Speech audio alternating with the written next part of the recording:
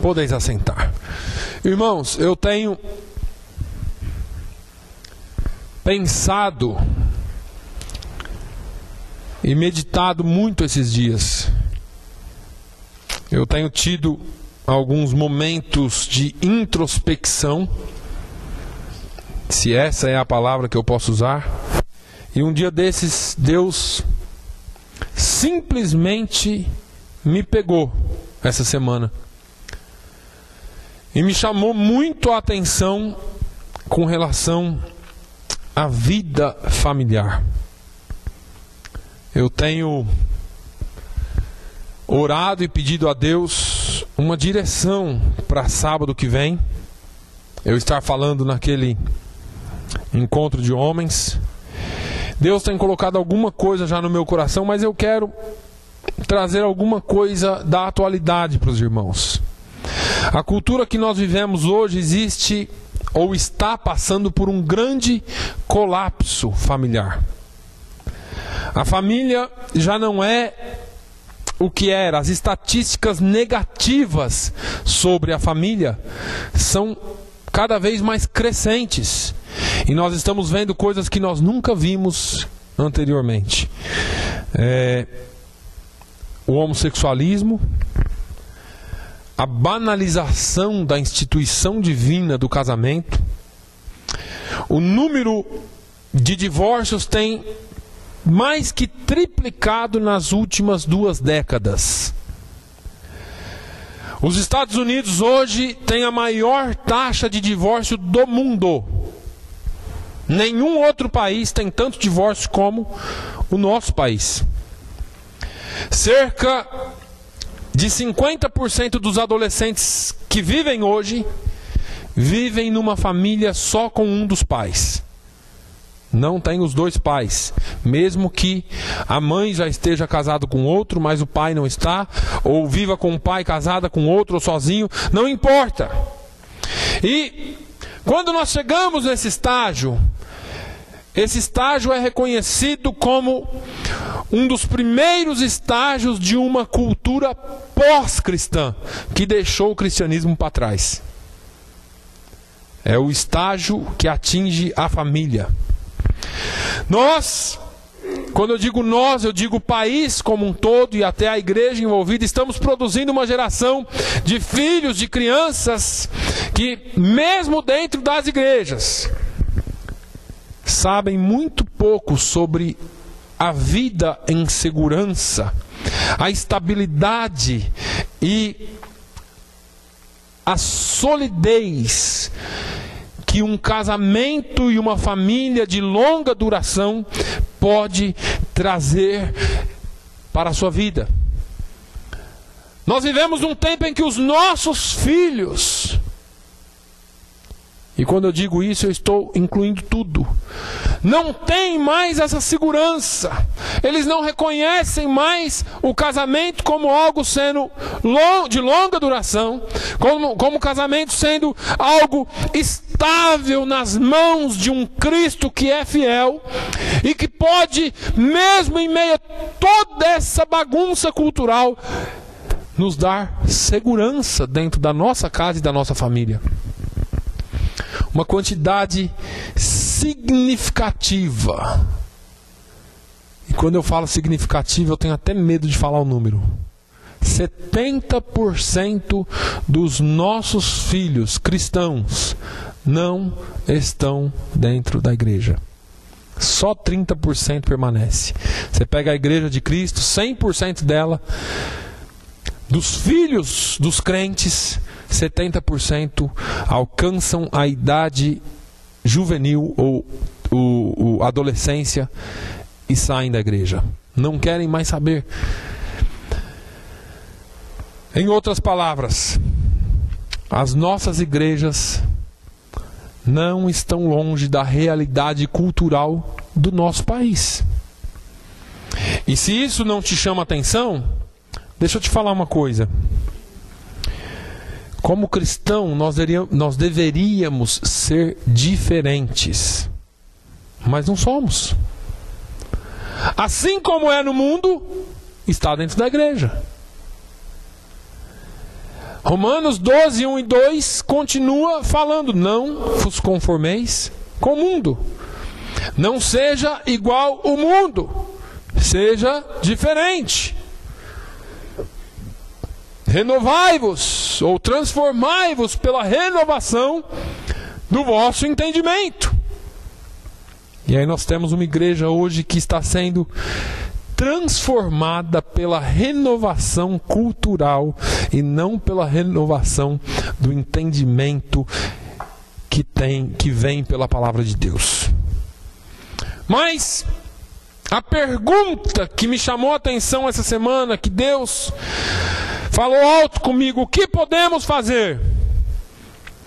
Como podemos nós, igreja, viver nessa cultura atual, no século 21, sem sermos atingidos ou sem termos um colapso familiar como a cultura atual tem? Abra sua Bíblia. 2 Timóteo, segunda carta de Paulo a Timóteo, lá no final da Bíblia, um pouquinho antes de Hebreus, capítulo 3. Segunda carta de Paulo a Timóteo, no capítulo de número 3. Eu já falei sobre isso aqui, irmãos, mas eu quero, numa prospectiva diferente, ou numa perspectiva diferente, trazer esse ensinamento nessa manhã. E eu digo ensinamento porque eu quero que essa palavra não só mexa com você hoje, mas que você comece a pensar. Vocês se lembram que eu falei de uma geração de crentes que não pensam? Que come tudo pronto e aquilo que vem tá bom, só que sai da porta para fora e não se lembra mais de nada que foi falado. E a gente tem vindo trabalhando sobre isso, com ensinamentos nas quartas-feiras, com os cultos de domingo, onde eu procuro trazer ensinamentos bíblicos. E eu quero te dizer que é firmado nessa palavra e é firmado nisso que você vai prosseguir. Então, vamos ler o capítulo 3. Sabe, porém, isto, que nos últimos dias sobrevirão tempos trabalhosos, porque haverá homens amantes de si mesmos, avarentos, presunçosos, soberbos, blasfemos, desobedientes a pais e mães, ingratos, profanos, sem afeto natural, irreconciliáveis, caluniadores, incontinentes, cruéis, sem amor para os bons, traidores, obstinados, orgulhosos, mais amigos dos deleites do que amigos de Deus, tendo aparência de piedade, mas negando a eficácia dela. Destes afasta-te, porque deste número são os que se introduzem pelas casas e levam cativas mulheres nécias, carregadas de pecados, levadas de várias concupiscências, que aprendem sempre e nunca podem chegar ao conhecimento da verdade. E como Janes e Jambres resistiram a Moisés, assim também estes resistem à verdade, sendo homens corruptos de entendimento e réprobos quanto à fé. Não irão, porém, avante, porque a todos será manifesto o seu desvario, como também o foi o daqueles. Tu, porém, tens seguido a minha doutrina, modo de viver, intenção, fé, longanimidade, caridade, paciência, perseguições e aflições, tais quais me aconteceram em Antioquia, em Icônio e em Listra. Quantas perseguições sofri, e o Senhor de todas me livrou. E também todos os que piamente querem viver em Cristo Jesus padecerão perseguições. Mas os homens maus e enganadores irão de mal para pior, enganando e sendo enganados. Tu, porém, permanece naquilo que aprendeste, de que foste inteirado, sabendo de quem o tens aprendido, e que desde a tua meninice sabes as sagradas letras, que podem fazer-te sábio para a salvação, pela fé que é em Cristo Jesus. Toda a Escritura divinamente inspirada é proveitosa para ensinar, para redarguir, para corrigir, para instruir em justiça, para que o homem de Deus seja perfeito e perfeitamente instruído para toda boa obra. Amém? Tirei o atraso mais uma vez, mas é assim. Bom, quando eu olho essa palavra, eu já falei sobre os primeiros versículos aqui uma vez. Eu já falei sobre essa cultura, sobre esse traço cultural que existe hoje. Homens virão tempos trabalhosos, homens amantes de si mesmos, avarentos ou amantes do dinheiro, como diz a tradução inglesa, presunçosos, soberbos, blasfemos, desobedientes a pais e mães, ingratos, profanos, sem afeto natural, irreconciliáveis, caluniadores, incontinentes, é pessoa sem limites, sem controle próprio, e assim por diante.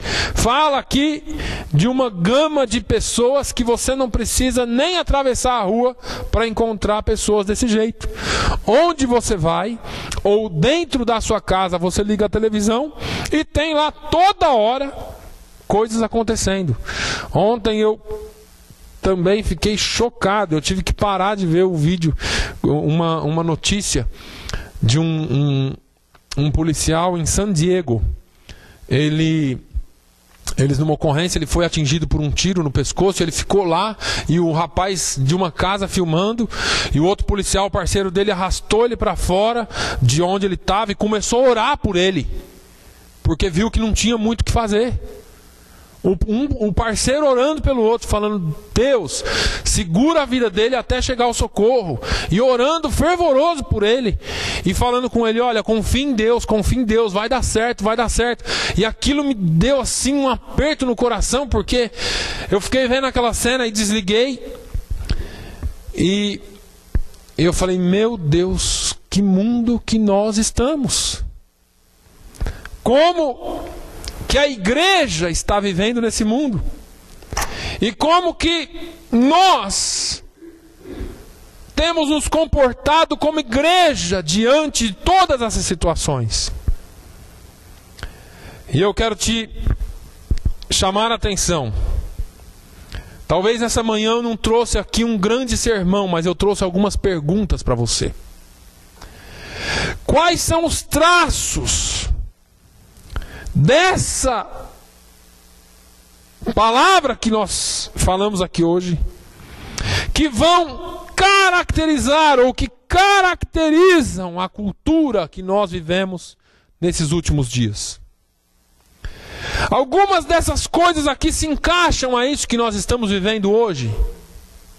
Você vê pessoas aí que são amantes de si mesmos, só pensam em si. Você vê pessoas por aí que são avarentos, só pensam em dinheiro. Você vê pessoas por aí presunçosas, cheias de si, soberbas. Você não precisa ir longe, liga a televisão da sua casa e assiste às convenções dos partidos. Você vai ver quanta soberba tem nesses homens, quanta presunção tem nesses homens.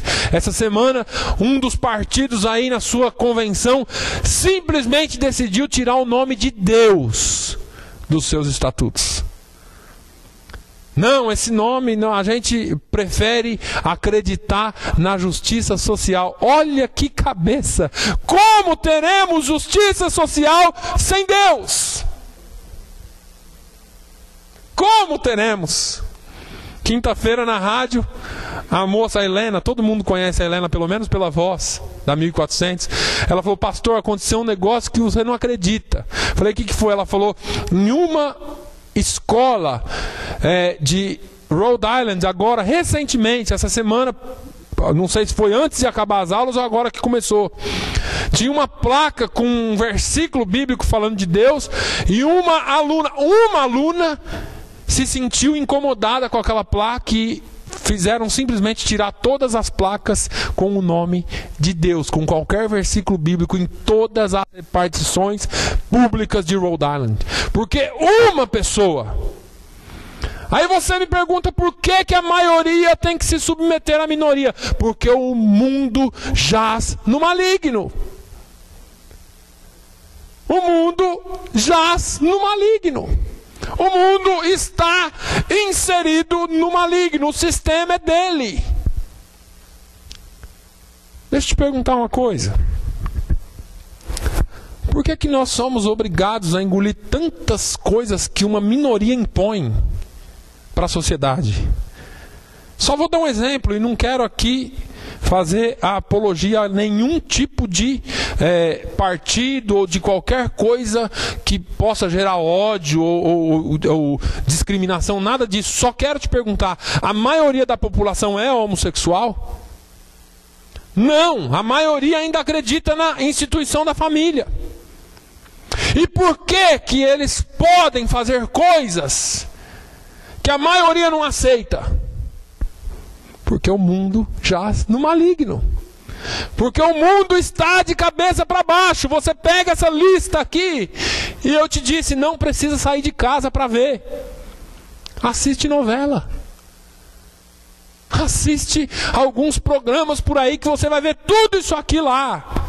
Traidores, incontinentes, sem controle próprio, sem domínio próprio, caluniadores irreconciliáveis. Quantas pessoas não conseguem se reconciliar nem com Deus, nem com alguém com quem tem alguma coisa contra, porque eles são irreconciliáveis.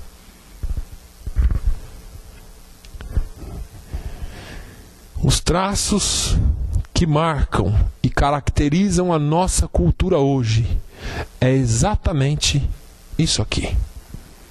E quando eu falo para vocês que a Bíblia é mais atualizada que o jornal de amanhã, eu não estou brincando. Paulo escreveu a Timóteo, mas eu acredito que Paulo estava escrevendo para os nossos dias. Ele disse, olha Timóteo, nos últimos dias sobrevirão tempos trabalhosos. Nos últimos dias vocês vão passar, ou a igreja vai passar por tempos trabalhosos. Agora, quais desses traços aqui se relacionam diretamente com esse colapso familiar, com essa quebra da família?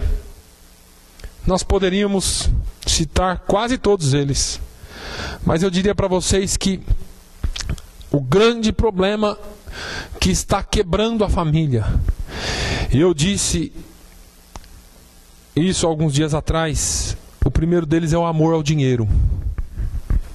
Eu vou te explicar porque é sempre uma bola de neve, né? Vai rolando e vai ficando maior. É um ciclo vicioso. O que acontece? Existia um tempo em que as coisas eram simples. Depois chegou um tempo em que o consumismo foi tomando conta. Olha, agora você precisa ter isso, você precisa ter isso. A sociedade vai jogando isso em você. A mídia vai jogando isso sobre você. E você então precisa ter um telefone melhor, o seu filho precisa ter um videogame melhor, a sua casa precisa ter uma televisão melhor, você agora precisa andar com um carro melhor e ter uma casa melhor. E dentro dessa casa não pode ter qualquer coisa. E eu não estou dizendo que nada disso é pecado, viu, irmãos? Se você puder viver no conforto, viva. Só que o que acontece é que nós alcançamos ou tentamos alcançar um padrão que nós não tínhamos condições e não precisávamos ter. Mas porque agora nós queremos ter, porque todo mundo tem, então eu preciso trabalhar mais. E aí eu vou me enfiando ou me jogando cada dia mais no trabalho. E trabalho de domingo a domingo, em 2, 3 turnos. E eu não estou falando de ninguém daqui, mas você com certeza conhece alguém assim, que trabalha até em 2 ou 3 empregos, porque ele tem que sustentar o bem-estar da sua família. O que em partes é certo. Só que agora ele não tem mais o tempo com a família. E a figura do pai e da mãe foi tirada da família. Agora, quem educa o seu filho não é mais você ou sua esposa. Quem educa seu filho é o governo, é a babá, é qualquer outra pessoa, menos você. E você começa a chegar em casa à noite, cansado, Em vez de você dar amor para o seu filho, você compra seu filho. Eu te dou um brinquedo, eu te dou isso, eu te dou aquilo, e você enche ele de coisas, e ele se acostuma com aquela ideia. Isso vai distanciando a família cada vez mais, desgarrando a família cada vez mais, e nós entramos num colapso familiar, porque agora o seu filho não te respeita mais como pai e mãe, ele te vê somente como um provedor. O dia que você para de prover, você não tem o amor dele, porque você nunca deu amor para ele. Eu estou falando da sociedade. A sociedade, ela está assim. E aí, esse filho que você parou de prover, e ele acha que você tem a obrigação de prover, ele se torna desobediente a pai e mãe. E aí, você fala para ele, nós precisamos ir para a igreja. Eu não vou. Eu não quero ir. E aí você vai tendo um colapso familiar. Só que isso está diretamente ligado ao colapso familiar, que está ligado diretamente às famílias da igreja. E aí você vê que não há distância entre o mundo e a igreja mais, porque nós estamos vivendo da mesma forma. Só para te refrescar a ideia, Jesus trabalhou com 12 homens, certo? 12 apóstolos. Quando Jesus subiu, ele deixou esses 12 apóstolos. Quando você vai lá em Atos 2, a Bíblia diz que eles faziam o quê? No final de Atos 2 e 42 mais ou menos, que eles tinham tudo em comum, certo? O partir do pão, as orações, a comunhão, e eles eram um povo diferente. Como que eu sei que eles eram diferentes dos demais? Porque eles caíam na graça do povo. A forma como eles viviam fazia com que o povo olhasse para eles e visse diferença neles. Você andando na rua, você consegue identificar um crente hoje? Nós somos igual a todo mundo. E eu não estou falando por causa de roupa não, viu, irmãos? Eu estou falando que se você estiver num local de trabalho, o irmão Antônio aqui é testemunha. Ele trabalhou acho que 7 anos com um monte de gente e não sabia que nenhum deles era crente. E tinha lá uma meia dúzia de crente. E quando ele aceitou Jesus, que ele começou a falar de Jesus, ele falou, eu sou crente. O quê? Porque eles não são nada diferente dos outros.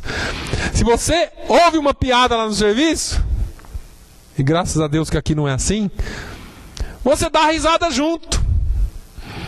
Se eles falam palavrão, você fala junto. Se eles falam uma besteira, você concorda com aquela besteira. Onde que está a sua vida com Deus? O diferencial da sua vida é ser diferente e fazer a diferença.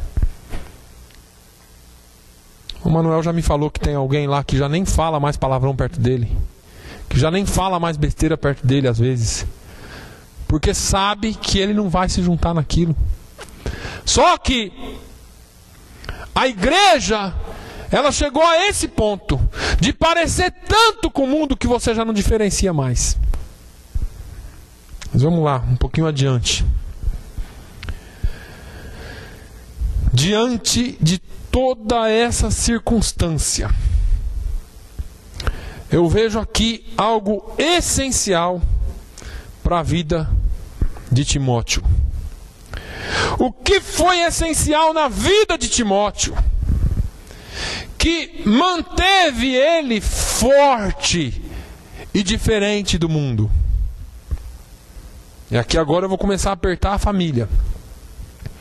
Em 2 Timóteo 1 e versículo 5, diz assim: trazendo à memória a fé não fingida que há em ti, ou que em ti há, a qual habitou primeiro em sua avó Lóide e em tua mãe Eunice, e estou certo de que também habita em ti.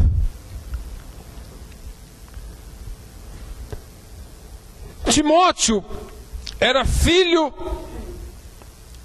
de Lloyd, que era judia, casada com um grego. E agora, quando Timóteo nasce, o pai dele provavelmente não seguia o caminho. Agora, a mãe e a avó eram judias. E elas sabiam qual era a obrigação delas: ensinar toda a lei e tudo aquilo que havia acontecido no passado no povo de Israel, ou com o povo de Israel, para o filho. Isso era uma ordem. Depois você lê em casa Deuteronômio 6, você vai ver que tinha obrigação, era lei, os pais ensinarem os filhos, em todo o tempo. E Lloyd e Eunice, mãe e vó, educaram esse menino na palavra de Deus. Quando Paulo encontra Timóteo, Timóteo já era educado. Timóteo já tinha a palavra de Deus em si.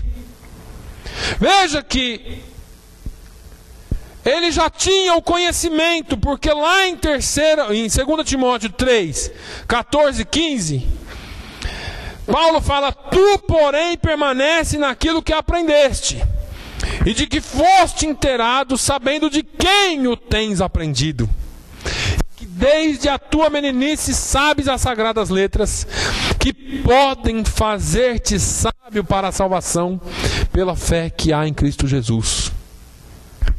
Eu vou um pouquinho adiante. Sabendo de todas essas coisas, nós precisamos ter um entendimento. Que entendimento, pastor? Nossos filhos são parte de uma geração que é muito parecida com essa passagem. Muitas das pessoas hoje não ouvirão a sã doutrina, porque eles não aceitam os princípios bíblicos como são.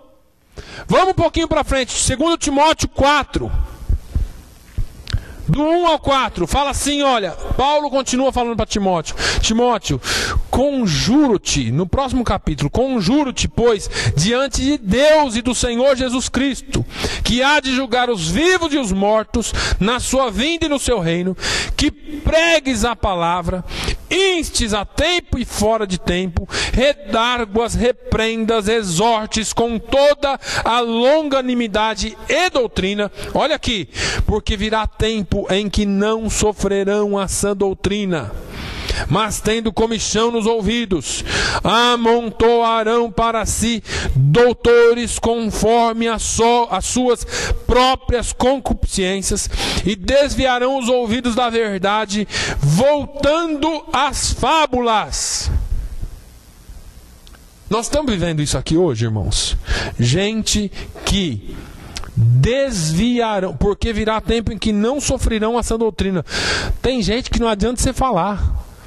Você vai falar, a sua obrigação é falar. Paulo falou, olha, instes, fale a tempo e fora de tempo.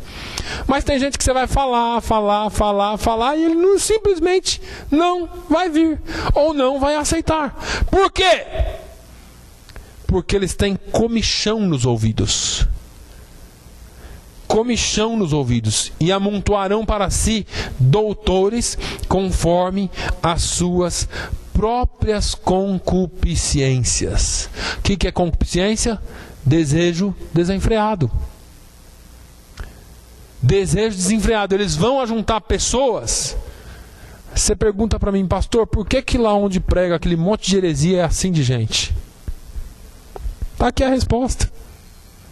Porque eles terão para si doutores que falarão aquilo que eles querem ouvir, que vão falar coisas que vão alimentar seus próprios desejos desenfreados. Do que você gosta? De dinheiro? Ótimo, aqui é o lugar. Aqui nós pregamos um Deus, um Jesus que é rico. Um Jesus que, quando você vem para Ele, Ele te enche de dinheiro. Ele te enche de bens materiais. Enche a igreja do dia para a noite, irmãos. Porque é tudo que o povo quer ouvir. Qual que é seu problema? Amor? Aqui a gente tem também a solução para o amor. A gente arruma uma esposa, um marido para você rapidinho. Você vem na noite aqui do amor e a gente faz aqui umas orações fortes e um monte de coisa e o povo enche, vem atrás das coisas. Quanta desilusão amorosa tem por aí. Qual que é seu problema? Cura? Aqui também tem. Aqui é o lugar certo. Venha, aqui você vai ter o travesseiro. Agora estão fazendo uma outra coisa lá no Brasil. Estão vendendo a fronha santa. Você coloca no seu travesseiro, lá dentro da fronha, a capa do travesseiro. Você coloca o travesseiro naquela capa e dorme sobre ela, que todos os seus problemas se acabaram. Umas loucuras que esse povo... E o povo vai aos montes, multidões de gente, enriquecendo esses doutores que falam aquilo que o povo quer ouvir. Eu louvo a Deus porque você não veio aqui para ouvir o que você quer ouvir. Você veio aqui ouvir a palavra de Deus, que é poderosa para transformar a sua vida. Nós não estamos procurando uma palavra que nos encha e nos enche de tanta coisa boa, sabe? Oh, alegria, oh, felicidade. Nós estamos procurando um Deus que fale nos nossos corações através da sua palavra e que todas as vezes que Ele fala conosco surte um efeito positivo e que nos leva para o céu. O reino humano vai passar, mas vamos lá um pouquinho mais. Isso significa que nossos filhos, irmãos, por fazerem parte dessa cultura atual, dessa geração atual, eles são minoria.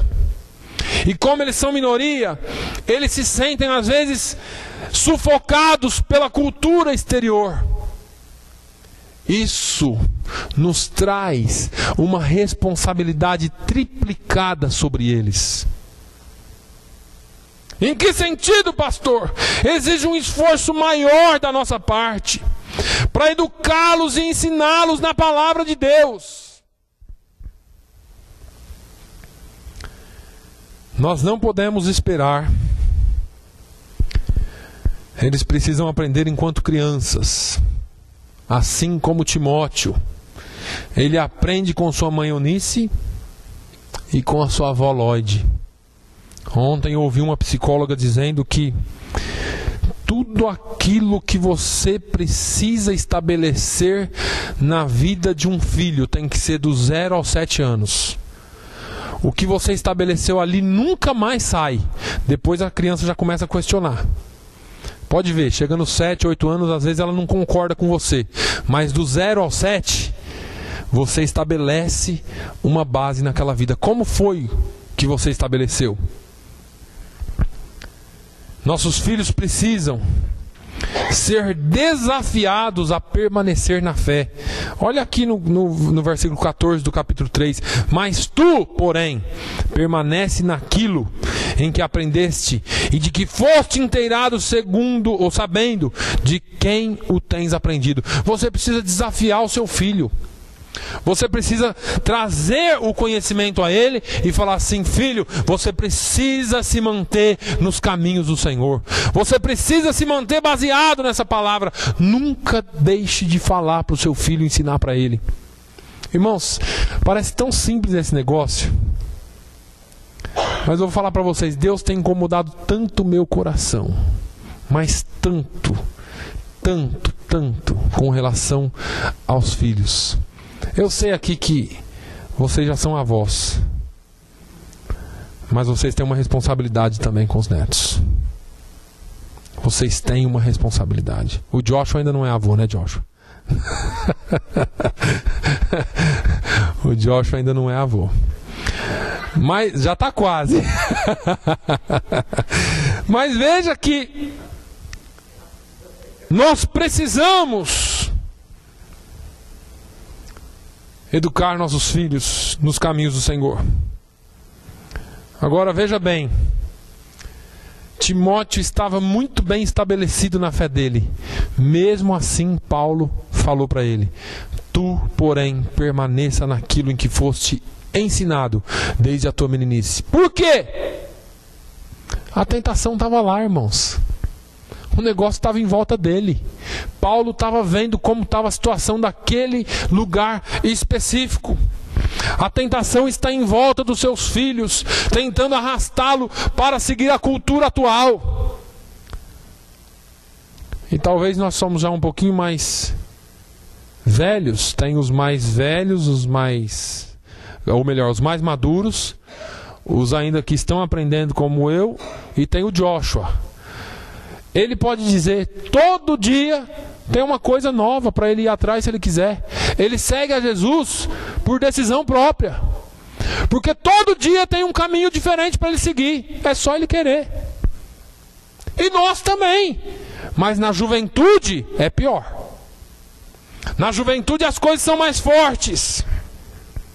Agora, essas tentações tentam nos fazer naufragar na nossa fé. E veja que interessante aqui, porque eu falei para os avós aqui, pode ver que eram 3 gerações: Timóteo, a mãe e a avó. A avó também ajudou, então você também tem obrigação. Você também tem obrigação de falar para o seu filho, para os seus netos, sobre as verdades. Não transfira jamais essa responsabilidade para a escola, para a igreja, para a escola dominical, para qualquer um que seja. Sabe por quê? Isso aqui é só um complemento. O Samuel vai lá com a Stephanie e aprende uma coisinha. Mas vocês vão ver aqui que tem algumas outras coisas que envolvem mais do que isso, do que vir aqui e ouvir uma história bíblica. Existem umas outras coisas por trás disso, e nós vamos chegar lá. Quando Paulo encontrou a Timóteo, lá em Atos 16, depois você pode conferir isso, Paulo chega em 2 cidades.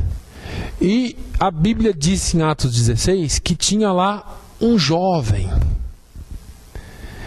que tinha um bom testemunho, que tinha uma boa conduta, e todo mundo na igreja gostava dele. E eles indicaram Timóteo para Paulo. Aí Paulo falou: Timóteo, vem comigo. Dali para frente, Paulo começou a ser o mentor espiritual dele, mas tudo que Paulo construiu na vida de Timóteo foi em cima de uma base sólida que já existia na vida dele. Paulo não precisou começar com os rudimentos da fé. Timóteo já tinha toda a base, porque alguém tinha sido responsável por ele. Porque alguém tinha dado tempo ensinando o filho. Porque alguém tinha dado tempo da sua vida ensinando o seu neto. Os avós aí que são os cuidadores semanais dos seus filhos, né, irmã Aldina? A senhora fica com os seus netos. A senhora cuida de todos a semana inteira.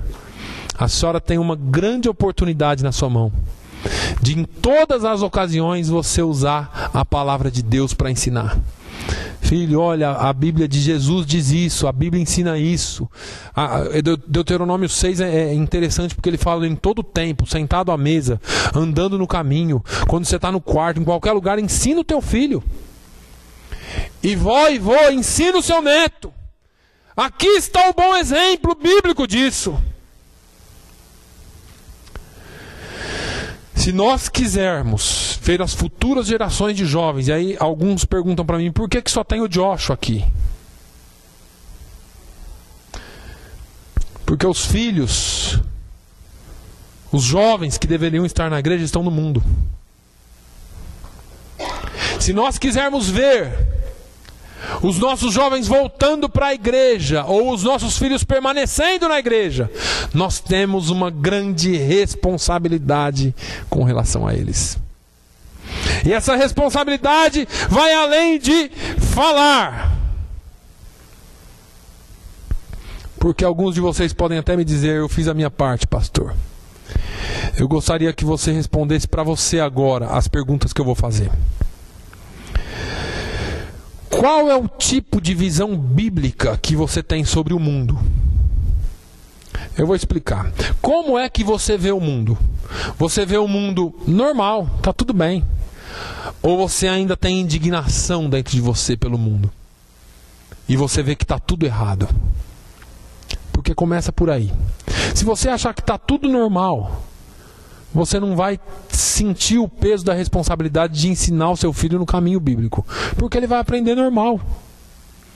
Quando nós temos uma indignação dentro de nós, e eu quero depois trazer, eu vou seguir essa série aqui, tá, irmãos? Eu vou seguir uma série de estudos sobre isso. Eu vou falar um pouquinho para vocês sobre Neemias nos próximos serviços que a gente vai ter. Um deles eu vou falar sobre Neemias. Como que foi que Neemias conseguiu mudar uma geração? Eu vou dizer isso para vocês. Agora, qual é a visão que você tem? Deixa eu te fazer uma outra pergunta. Como é que você mede o seu comportamento? Pelos padrões bíblicos ou pelos padrões do mundo? Ah, todo mundo faz isso. Também posso fazer. Isso é o que o mundo mostra. Ah, não tem problema. Ah, né? É assim aqui. Aqui é assim. Ao invés de você perguntar o que é que a Bíblia diz a respeito disso. Eu comecei a dar aula essa semana aqui, comecei com uma lição sobre Provérbios 1:7. O temor do Senhor é o princípio da sabedoria. E nessa lição, o comentarista fala: What does the Bible says about it? O que a Bíblia fala disso? A pergunta que a gente tem que fazer para nós mesmos: o que a Bíblia fala disso? Porque o padrão do mundo está todo invertido. Então, se você olhar o padrão do mundo, você pode fazer um monte de coisa que a Bíblia diz que você não deve. O seu padrão tem que ser dirigido e forjado pela palavra de Deus. Não pelo que o mundo vê, não pelo que o mundo mostra, mas pelo que a Bíblia diz e pelo que você já tem sido ensinado na palavra de Deus. Deixa eu te perguntar uma outra coisa. Os seus filhos ouvem você falando de Deus de um jeito íntimo, de um relacionamento pessoal, de uma forma como você mostra um relacionamento pessoal com Deus? Ou ele vê você falando de um Deus que parece distante e que precisa ser estudado a respeito, sabe? A gente precisa ver mais sobre isso. Sabe como que é? Nós vamos ler alguns livros, ter algumas lições sobre isso, para ver como que é esse negócio direito. Ou será que seus filhos veem você falando de um Deus que você tem uma intimidade com Ele diária, que você tem um relacionamento que você pode chegar a qualquer hora nos pés dele e chorar? Ou será que Deus para os seus filhos é um ser distante? Vamos lá. Você está vivendo uma fé diante de seus filhos. E essa pergunta é impactante. Como um verdadeiro alien, que Paulo diz que nós somos embaixadores de Cristo na terra, significa que você não é daqui. Uma vez que você é embaixador de Cristo na terra, você tem uma responsabilidade para com os seus filhos e para com esse reino que você representa. Ou você está aqui só como turista? E turista você sabe como que é, né? Turista é bem diferente quando você vem aqui nos Estados Unidos passear e quando você vai morar. Quando eu vim aqui passear ou pregar, eu ia nas lojas, comprava coisa, levava tênis pro meu filho, fazia as coisas. Quando eu vim morar, mudou tudo, porque é outra realidade. Quando você é um turista, é uma coisa. Quando você é embaixador, quando a pessoa vem aqui passear, é uma coisa. Quando ele vem aqui trabalhar pelo governo, pelo país dele, é outra. Qual é a sua função aqui? Você está na terra passando, ou você está na terra para estabelecer o reino do seu Deus, do seu governo, ou para fazer com que esse reino cresça e seja aumentado? Como é que seu filho vê a sua passagem como cristão na terra? Seu filho olha e fala assim: meu pai é um turista, ele vai na igreja de vez em quando, vive a vida dele numa boa, e está tudo bem. Ou ele fala, não, meu pai tem um compromisso com Deus. E mesmo quando ele não pode ir na igreja, ele tem um relacionamento íntimo com Deus. É diferente. Um pouquinho mais. O seu filho te vê passando algum tempo com Deus em oração, em leitura bíblica, ou cantando um louvor, ou às vezes quando você está lá com ele, ele pergunta as coisas do céu para você, ou das coisas de Deus para você, ou tudo isso para ele é como se fosse só uma obrigação religiosa que você cumpre todo domingo? Como que é esse negócio? Quando seu filho vem para você e pede uma oração, o seu filho vem para você e pede uma explicação sobre a palavra de Deus, ou ele vê tudo isso aí, minha mãe ou meu pai é daquela religião. Como que é esse negócio na cabeça dele? E eu estou fazendo essas perguntas, irmãos, só para vocês entenderem a nossa responsabilidade. O seu filho confia no seu Deus a ponto de chegar em você e falar assim: mãe, ora por mim. Pai, ora por mim. Eu estou passando por um problema, porque ele sabe que você serve um Deus que é vivo. Ou será que ele fala assim: meu pai é daquela religião lá, ele vai lá aos domingos, mas nem vou falar isso com ele. E é triste, irmãos, porque está cheio de filho de crente assim, que pensa que o pai é de uma religião qualquer, e nós aqui nunca falamos sobre religião, porque nós prezamos um relacionamento íntimo com o nosso Deus.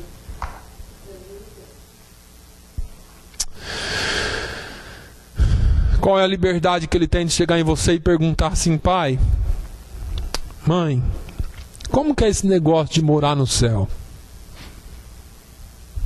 Eu louvo a Deus porque meus filhos nessa idade, de vez em quando eles chegam em mim e perguntam coisas. Eu não sei se eu comentei com vocês, meu filho essa semana perguntou para mim: pai, quanto mais eu orar, mais Deus vai responder? E eu tive a oportunidade de falar para ele assim: filho, não é repetir a oração, é você orar e confiar, mas quando mais você falar com ele, mais relacionamento com ele você vai ter. Você não precisa falar com ele só a hora que você vai deitar. Você pode falar com ele no banho, na escola. Você pode pedir para ele para ser um melhor filho, um melhor aluno, um melhor amigo. Você pode desenvolver um relacionamento com ele. Eu louvo a Deus porque nós podemos falar dessas coisas com os nossos filhos. Nós podemos. Às vezes meus filhos... A minha esposa é testemunha disso. Às vezes eles falam: o pai já está chorando. Estou na frente do computador, às vezes ouvindo um louvor ou uma pregação, e um deles fala: o pai já está chorando. O pai chora demais. Mas eles sabem para quem eu choro. Eles sabem onde está a minha confiança. Eles sabem onde está a minha confiança. Eu nunca deixei de falar para os meus filhos. Às vezes eu acho que eu sou até meio chato, porque quando eles falam alguma coisa, eu falo: pede para Deus, ora. Porque eu quero que eles entendam que tendo um relacionamento, e nas coisas simples, irmãos, quando acontece alguma coisa bem simples, eu mostro para eles a realidade da oração. Eu falo: foi porque você orou, foi porque você pediu, para que eles tenham e desenvolvam um relacionamento com Deus. O seu filho vê você trabalhando para o crescimento do reino de Deus, ou será que ele vê você trabalhando para aumentar os seus próprios bens aqui na terra? O que ele tem visto na sua vida? Alguma vez o seu filho viu você falando do amor de Deus para alguém? Ou ele só vê você trabalhando? Será que alguma vez ele presenciou você dizendo para alguém: olha, Jesus é a solução para o seu problema? Será que alguma vez ele presenciou você apresentando Jesus como a solução, como caminho para alguém? Será que o seu filho vê você amontoando bens e dinheiro aqui nessa terra? Ou será que ele vê ou já viu você investindo na vida de pessoas? Porque muitas vezes nós amontoamos para nós, mas talvez o seu filho nunca te viu dar uma oferta, um dízimo. E quando eu falo isso, irmãos, eu estou falando num modo geral, porque aqui você tem sido dizimista e ofertante. Mas eu devo te perguntar, será que você teve um exemplo? Ou será que você é exemplo? Porque existe uma diferença muito grande entre ser e o ter. E eu já disse aqui, hoje em dia as pessoas amam ter e ignoram o ser. Elas amam possuir e usam o ser humano. E deveria ser o contrário. Eu e você deveríamos estar muito mais preocupados em investir em pessoas, em vidas. Cada oferta que você dá para missões aqui é investida numa viagem dessa na Ucrânia, uma viagem dessa na África, é investida em alguma coisa aqui nessa cidade para alcançar vidas. Não está sendo investido, jogado no lixo. Enquanto se você gastar com outras coisas, talvez você nem sabe onde foi aplicado isso. Eu não estou dizendo que você não pode, eu já disse, se você tiver condições, dê uma boa vida para sua família. Mas que todos eles saibam o valor que é investir em pessoas e não em coisas. Porque os objetos vão quebrar e vão ficar. Pessoas são eternas. Quando você investe em vida, numa salvação de vida, há festa no céu. Eu estou encerrando. Será que os nossos filhos acreditam que existe uma segunda opção que deveria ser a primeira? A primeira opção para nós é Jesus, que é o caminho, a verdade e a vida. Só que a cultura hoje absorve tudo que nós temos de força. E as crianças ficam pensando que esse é o único caminho. Não, tem que ser assim, porque tudo é assim. Eu quero te perguntar, será que eles sabem que existe um Deus, que existe um Jesus que morreu por eles e que eles podem confiar e que esta é a melhor opção? Ou nós estamos deixando algumas questões de lado? Deixa eu só te dar um aviso hoje. Talvez você possa dizer assim: meus filhos já estão perdidos, já estão grandes. Talvez eu falhei. Eu vou continuar isso um outro domingo. Mas Deus, usando o profeta Joel, no capítulo 2, versículo 28, ele diz: nos últimos dias acontecerá que derramarei do meu espírito sobre toda a carne. E ele dá uma grande promessa sobre os nossos filhos. Ele diz: e os vossos filhos e as vossas filhas profetizarão. E não é sair profetizando por aí, falando um monte de coisa, não. Os nossos filhos têm que ter e deter o conhecimento dessa palavra, de forma que qualquer um, como Pedro diz, qualquer um que perguntar a razão da esperança que há em vós, vocês estejais preparados para explicar. Os nossos filhos profetizarão, porque eles terão conhecimento suficiente bíblico para responder e para defender a sua fé para qualquer um que perguntar a razão da esperança que existe neles. Não deixe a sua família perdida. Faça o que Deus te chamou para fazer. Não aproveitou até agora, aproveite a partir de agora e faça aquilo que o Senhor te mandou fazer. Pai, nós te louvamos, engrandecemos o teu nome. Eu sei que essa é a tua palavra. Eu sei, Senhor, que talvez existe um grande desafio a ser cumprido. E talvez nós, como igreja, temos falhado, porque senão não teríamos tantos filhos fora. Eu sei que também existem pessoas nos assistindo, Senhor, pela internet, por todo mundo. E sei, ó Deus, que através dessa palavra o Senhor pode tocar, o Senhor pode trabalhar e pode transformar vidas. Pai, nos dê uma segunda chance de educarmos os nossos filhos nos seus caminhos, de acordo com a tua palavra. O mundo ensina a vingança, o Senhor ensina o perdão. O mundo ensina o ter, o Senhor ensina a valorizar o ser, porque o Senhor foi o que mais valorizou o ser.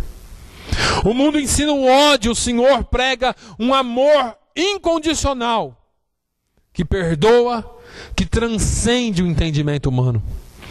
No mundo existe guerra. O Senhor é o único que é poderoso para nos dar paz, que excede todo entendimento. Pai, alcance vidas neste lugar. Usa-nos a nós e a nossa família. E que nós sejamos e estejamos prontos para responder com mansidão a qualquer um que nos perguntar a razão da esperança que há em nós. A esperança que há em nós. Para o mundo, ela é a última que morre.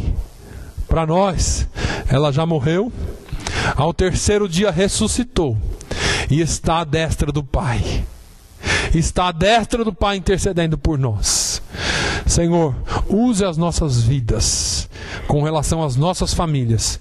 Não nos deixe negligenciar, mas que nós sejamos sábios com a sabedoria que vem do alto, para ensinarmos e ensinarmos os nossos filhos. Eu te peço tudo isso, Senhor, no nome de Jesus. Te peço uma semana abençoada para a tua igreja.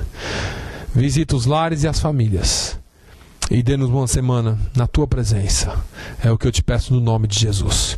Que o amor de Deus, a graça do nosso Senhor e Salvador Jesus Cristo, comunhão e consolação do Espírito Santo seja sobre todo o povo de Deus hoje e sempre. Todos digam amém.